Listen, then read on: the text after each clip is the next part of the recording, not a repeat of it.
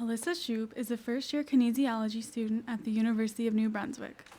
She works at Canadian Tire for 20 hours a week and gets paid minimum wage, $9 an hour.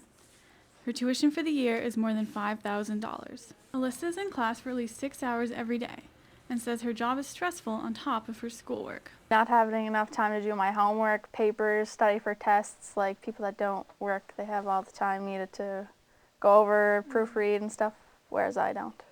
New Brunswick has 5 universities. Tuition ranges from $4,500 to more than $7,000 a year.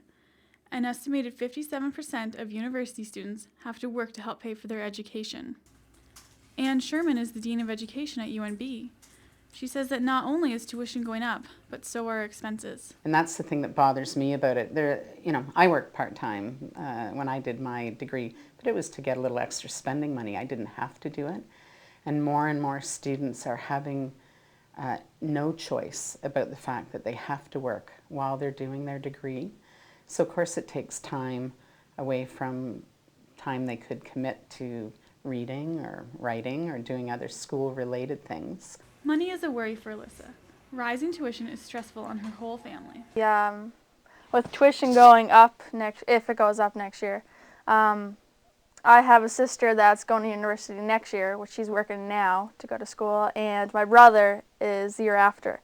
And then I have 2 younger brothers and sisters as well that are following them. So my parents are not going to have much money to help us get by. With the cost of living going up, some students have to find more than one job. I work at Tim Hortons, at Pita Pit, and at Subway. So I work usually 4 days a week. Just like 2 at one and then 1 in each of the other.